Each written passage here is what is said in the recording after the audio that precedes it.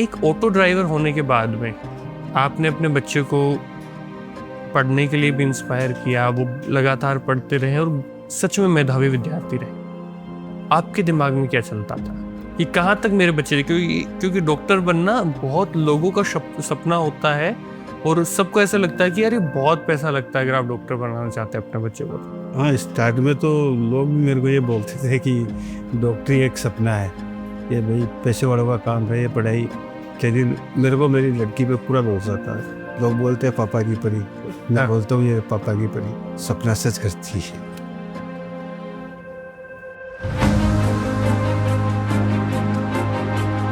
समय बहुत महत्वपूर्ण माना जाता है, इसीलिए जब आप किसी परीक्षा की तैयारी कर रहे हो, किसी भी एग्ज़ाम के एस्पिरेंट हो, तब आपकी सबसे ज़रूरी चीज़ होती है कि आप समय से सही कदम उठाएं, सही तैयारी करें और सही तरीके से उन चीज़ों को जोड़ते चले जाएं जो आपकी उस जर्नी में आपका साथ देंगी। मेरे साथ में इस समय साक्षी हैं, उनकी माताजी, उनके पिताजी और उनका भाई मेरे साथ में बैठा हुआ है। मैंने सही कहा, टाइम ज़रूरी है, इम्पोर्टेंट है। इसके अलावा अगर आपको नीट क्रैक करनी है, सबसे इम्पोर्टेंट चीज़ आपके हिसाब से क्या है? मतलब आपकी कंसिस्टेंसी अच्छी होनी चाहिए। ऐसे नहीं कि आप एक दिन पढ़ रहे हैं फिर अगले दिन आपने सब कुछ छोड़ दिया। लगातार उन चीज़ों को साथ में लेके चलेंगे तो ज़्यादा बेटर रहेगा। लगातार चलते जाएं, जो पढ़ रहे हैं वो पढ़ते रहें, छोड़ नहीं सकते आप कुछ भी। अच्छा, इस बार पेपर दिया आपने, आप एग्ज़ाम सेंटर पे बैठे हैं, डेस्क पे हैं, पेपर खोला है, सबसे पहली चीज़ दिमाग में क्या आई थी? पेपर देखने के बाद ऐसा तो कुछ खास तो नहीं है। जैसे क्या सोच रहे थे कि यार कैसा पेपर आया है, इसको किस तरीके से मैं करूं? ऐसे इस क्वेश्चन देख के तो मेरे को लगा नहीं था कि इतना हार्ड होगा, पर वो जैसे जैसे पेपर चलता जाता है ना तो टाइम कंज्यूम होता जाता है, तब ऐसा लगता है कि अब अपने पास टाइम कम है, तो उस वजह से ज़्यादा टेंशन होने लग जाती है पेपर के बीच में। क्वेश्चंस हार्ड होने का स्ट्रेस ज़्यादा होता है या वो टाइम निकलने का स्ट्रेस ज़्यादा होता है कि अब मेरे पास में सिर्फ इतना ही टाइम बचा है? टाइम का ही ज़्यादा होता है। हार्ड क्वेश्चन तो अगर अपने पास टाइम होगा तो अपन सॉल्व कर ही लेंगे। इतने हार्ड क्वेश्चंस भी नहीं थे कि अपने पास टाइम होता और वो सॉल्व नहीं होते। सॉल्व नहीं होता है। एक और चीज़, जैसे आप यहाँ टेस्ट तो लगातार टेस्ट सीरीज चलती रहती हैं, आपने कितने टेस्ट दिए थे? लगभग सारी बहुत सारे पेपर दिए थे। इतना बहुत सारे पेपर दिए होंगे, बहुत सारे टेस्ट दिए होंगे, तो एक मसल मेमोरी बन जाती है, एक प्रैक्टिस तो आपकी हो ही जाती है। हाँ, तो उसका कितना बेनिफिट मिलता है जब आप एग्जाम देने के लिए जाता है? पेपर देने का ऐसे होता है कि कई बार जो क्वेश्चन अपन ने पेपर्स में पहले सॉल्व कर रखे हैं वो वैसे के वैसे भी आ जाते हैं, फिर उनसे रिलेटेड कुछ क्वेश्चंस आ जाते हैं, तो उनमें काफ़ी हेल्प मिल जाती है। और अगर अपने टेस्ट वगैरह नहीं किए हुए तो सिर्फ पढ़ते, तो पढ़ने से इतना चीज़ समझ में नहीं आती जितना क्वेश्चन सॉल्व करने से आती है। अच्छा, तैयारी जब हम करते हैं तो हमारी 2-3 जगह हमारी चीज़ें डिवाइड होती हैं। पहली होती है क्लासरूम स्टडी, जब आप क्लास में बैठ के पढ़ रहे होता है, टीचर पढ़ा रहे हैं, आप पढ़ रहे हैं। दूसरा होता है सेल्फ स्टडी और तीसरा होता है टेस्ट, और चौथा एक हम जोड़ दें तो डाउट काउंटर्स। इन 4 चीज़ों में हमारे सिस्टम डिवाइड होते हैं कि यहाँ ऐसे ऐसे तैयारी करनी है। अब इनको मुझे तरीके से समझाइए, जो एस्पिरेंट जो देख रहे हैं उनको भी समझाइए कि इन 4 चीज़ों को किस तरीके से, किस चीज़ की कितनी ज़्यादा इंपॉर्टेंस है और उसको किस तरीके से हमें लेना चाहिए अपनी पूरी इस जर्नी में। जैसे सेल्फ स्टडी तो सबसे ज़्यादा ज़रूरी होती है। हाँ, सेल्फ स्टडी तो करनी है, और क्लासरूम से ये बेनिफिट मिल जाता है कि कई चीज़ें ऐसी होती है जो अपन पढ़ते हैं तब अपन को याद नहीं होती, लेकिन टीचर बोल देता है तब उनकी बोली भी याद रह जाती है। अच्छा, क्लासरूम में ध्यान देने से कई नई चीज़ें भी पता चलती है अपन को, जो कई बार अपन बुक पढ़ते टाइम छोड़ देते हैं। अच्छा, जैसे इस बार जो पेपर हुआ उसमें यही था कि अगर आपने क्लासरूम में बहुत अच्छी स्टडी करी है तो आपने ये पेपर सच में अच्छा दिया है। हाँ। क्योंकि आपको प्रोसेस मालूम है। बहुत सारी चीज़ें हैं जो नोट्स में नहीं है या उस बुक में आपको उतनी तरीके से नहीं लिखी हुई हैं, लेकिन अगर अपने क्लासरूम में टीचर को बहुत अच्छे से सुना है तो वो पूरा याद है आपको। हाँ। तो इसका एक अलग बेनिफिट मिलता है। एक जो डाउट काउंटर्स होता है, इनका क्या रोल रहता है, क्या इंपॉर्टेंस होता है? डाउट काउंटर पे तो ऐसे होता है जैसे अपन पढ़ रहे हैं या फिर कुछ क्वेश्चन सॉल्व कर रहे हैं तो कई बार कुछ क्वेश्चन अटक जाते हैं, तो अब वो तुरंत जाके आप डाउट काउंटर से क्लियर कर सकते हैं। अपने कॉन्सेप्ट्स वगैरह भी पढ़ सकते हैं डाउट काउंटर से जाके, कि कोई क्लास मिस हो गई हो तो वो आप डाउट काउंटर से जाके टीचर से समझ सकते हैं। अच्छा, अगर आपने क्लास मिस कर दी है तो आप डाउट काउंटर से समझ सकते हैं। सेल्फ स्टडी इम्पोर्टेंट आपने बताई है, तो एक टाइम वाला भी लोगों के दिमाग में था कितने घंटे पढ़ें, तो कितने घंटे पढ़ना चाहिए? वो तो सबकी अपनी अपनी कैपेसिटी होती है। अच्छा, कोई ज़्यादा देर भी पढ़ सकते हैं, कई लोग ज़्यादा देर बैठ नहीं सकते, तो वो उस हिसाब से अपना टाइम मैनेजमेंट कर सकते हैं। अच्छा।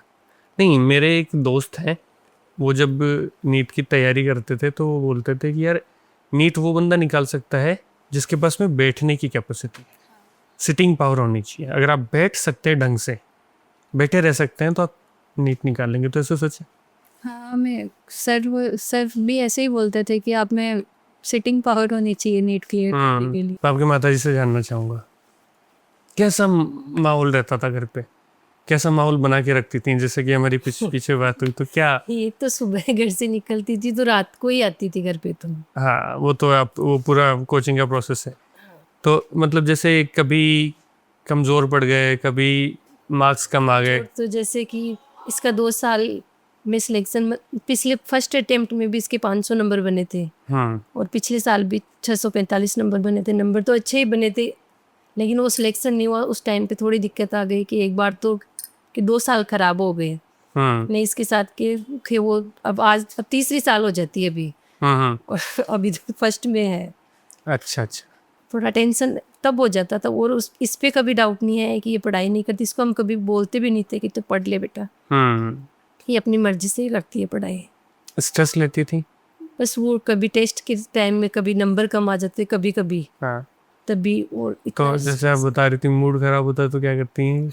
मूड खराब होता है तो घर पे किसी को बात नहीं करने देती। अच्छा, मूड खराब होगा, हम बात नहीं करनी? फिर इसका ये भाई है, वो थोड़ी देर इसका माइंड फ्रेश करने के लिए बोलता है तो मम्मा इसको ले जाओ यहाँ से, ये मेरे से बात नहीं करेगा, इसको आप अपने बेटे को ले जाओ। अच्छा, अपने बेटे को ले जाओ।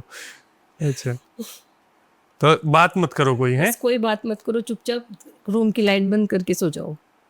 आप क्या सोचती थी जब ये बहुत ज़्यादा स्ट्रेस लेती हैं, और जब हम बहुत सारी बातें ऐसे सुनते हैं कि फलाने कोटा से ज़्यादातर खबरें आती थी इसमें?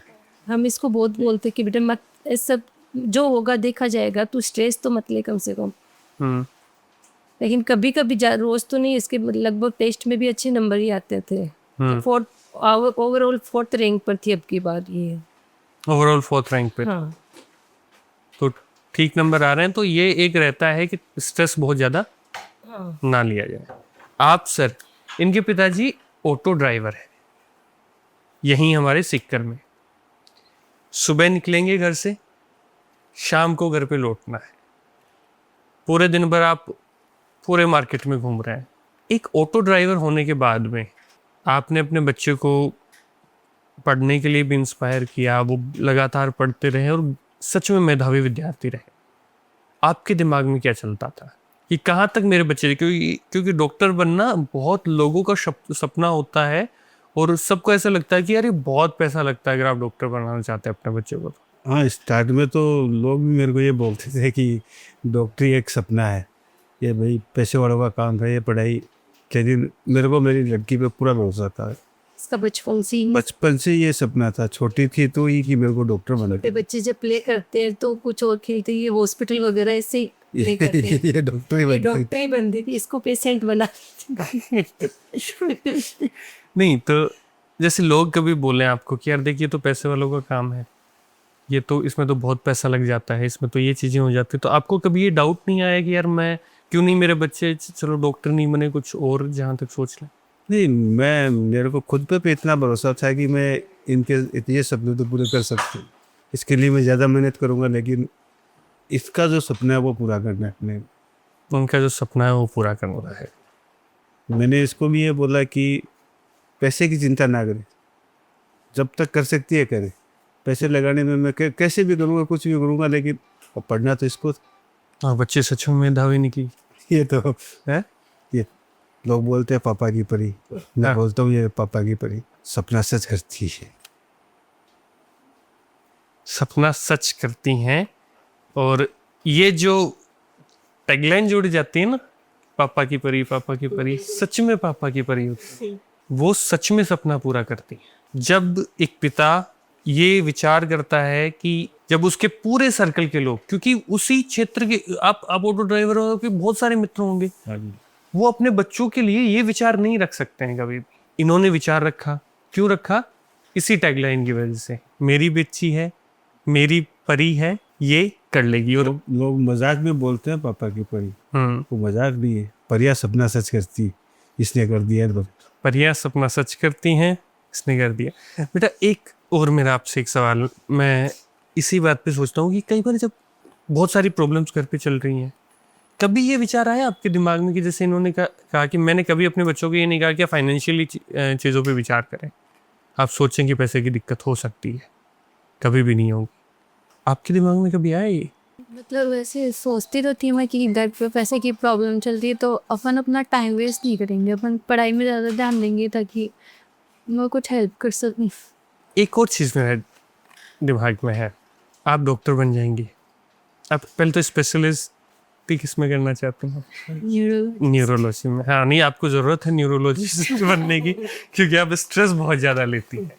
जब आप, क्योंकि मैंने ऐसे बहुत सी कहानियाँ सुनी हैं, जब आप बहुत मजबूत हो जाते हैं अपने जगह पे, सक्षम हो जाते हैं, और जब आप जैसे कोई ऑटो ड्राइवर आपके पास आया एज ए पेशेंट, तो उस टाइम पे भी आपके दिमाग में वो चीज़ होगी कि मेरे पिताजी ऑटो ड्राइवर थे। अपना पास्ट नहीं भूलना चाहिए ना अपन को कभी भी। तो उसके लिए एक स्पेशल केयर होती है, निश्चित रूप से होती है। एक और लास्ट मेरा सवाल, इस पूरे आपने 3 साल आपने तैयारी करी, 3 साल में आपके टीचर्स का क्या रोल रहा? क्योंकि 3 साल में क्या होता है ना कि आप बहुत लंबा टाइम गुजार देते हैं। 3 साल सच में बहुत लंबा टाइम होता है, हमें लगता है 3 साल, पर 3 साल सच में लंबा टाइम होता है, क्योंकि आप एक पूरी प्रोसेस में है। पहली बार आप 1 साल उस प्रोसेस में रहे, फिर उस बार नहीं हुआ, फिर अगली बार सेम प्रोसेस में फिर आप हैं, फिर तीसरी बार सेम प्रोसेस में फिर आप हैं।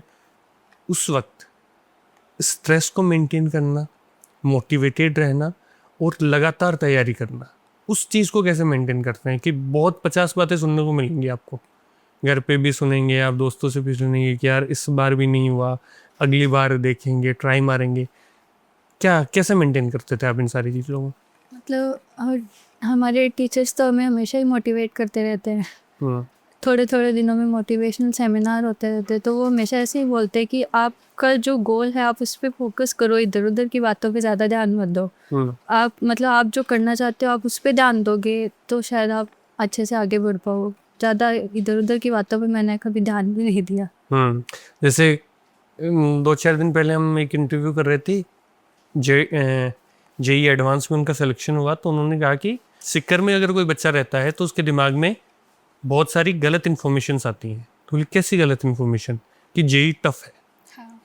It's a wrong information, JEE tough नहीं है, ये गलत इन्फॉर्मेशन है। आपके दिमाग में ऐसी कभी कोई नेगेटिव इन्फॉर्मेशन आई है कि यार ये वाला जो चैप्टर है इसको तो हम छोड़ देते हैं, नहीं। या इससे सवाल नहीं आएगा है? और जब आप अभी मोटिवेशनल सेमिनार की बात कर रही थी, तो कोई ऐसी लाइन या कुछ ऐसा आपको जो याद रह गया हो, उसने एक चेंज आपके लाइफ में लेके आए हैं, आपके 3 साल की जर्नी में लेके आए? मतलब सर ऐसे बोलते थे कि आपका जो फ्रेंड सर्कल होता है ना, वो सबसे ज़्यादा इम्पोर्टेंट होता है कि आप कैसे दोस्तों के बीच में बैठते हो। तो आपका फ्रेंड सर्कल हमेशा अच्छा होना चाहिए। जैसे आपके फ्रेंड्स होंगे उस हिसाब से आप मोटिवेट हो गया, उस हिसाब से काम करोगे। तो मैं हमेशा यही सोचती थी कि मेरे फ्रेंड्स जो हों वो भी मेरे को मोटिवेट करें और मैं भी उनको करूँ। दोस्त अच्छे होने चाहिए या पढ़ने वाले होने चाहिए? कि पढ़ाकू दोस्त हैं बहुत सारे, मेरे पढ़ने वाले सारे दोस्त पढ़ने वाले हैं, या फिर ऐसे दोस्त होने चाहिए जो आपको जब आप कमज़ोर पढ़ें या जब आपके मार्क्स कम आए तो आपका एक साथ दें, चाहे वो पढ़ाकू ना हो? पढ़ाकू होना अलग बात होती है, अच्छे का मतलब तो यही हुआ ना कि जब मैं थोड़ा कमज़ोर फील कर रही हूँ तो वो मेरे को मोटिवेट करें, और वो कर रही हूँ तो मैं उनको मोटिवेट करूँ। चलिए, आप सबको बहुत बहुत बधाई हो, बहुत बहुत शुभकामनाएं, और आपको आने वाले जीवन के लिए बहुत बहुत शुभकामनाएं। अब न्यूरोलॉजिस्ट बने, निश्चित रूप से बने, और उन बच्चों का निश्चित रूप से इलाज करें जिनका न्यूरोलॉजिकल प्रॉब्लम स्ट्रेस की वजह से बढ़ती है, ठीक है? और उनको ये 2 चीज़ें ज़रूर सिखाएं कि स्ट्रेस लेने से कुछ नहीं होता, और खाना हमें ज़रूर खाना चाहिए ताकि हम शारीरिक रूप से भी मजबूत हो सकें। क्योंकि मतलब जो कोचिंग का टाइमिंग 12:30 बजे लंच होता था कोचिंग में, तो इसी टाइम पे खाती है, अभी भी पहले नहीं खाती है। अच्छा, अभी भी उसी टाइम पे? वो तो खैर आपकी आदत में डल गया है। तो वो आदत हो गई। हाँ, तो ये सारी चीज़ें करें। बहुत बहुत शुभकामनाएं आपको भी हैं, और आपके लिए संदेश इतना सा है कि इनकी तरह, जैसे इन्होंने कहा कि पापा की परी है, वो सपना पूरा करती हैं, इस कोट को, इस लाइन को मजाक में या हंसी में ना उड़ाएं, ये सच है। दूसरी बात, घर की स्थिति, फाइनेंशियल स्थिति, इन चीज़ों का स्ट्रेस लेके आप अपने सपनों को पीछे करके कुछ छोटा कर लेने की सोच लेना, ये भी गलत है। इनकी तरह सोचें, मैं अपना टाइम वेस्ट नहीं करूँ, मुझे पढ़ना है और मेरे दिमाग में डॉक्टर बनना है तो मुझे बनना है। ये एंड गोल है। बीच में जितने ऑब्स्टिकल्स आएंगे वो आएंगे, उन्हें पार कीजिए, चलते चले जाइए। कंसिस्टेंसी इन्होंने सबसे पहले बोला था, और कंसिस्टेंसी, निरंतरता सबसे आवश्यक चीज़ है, समय की पहली मांग है। धन्यवाद, आप सबको बहुत बहुत बधाई। नमस्कार।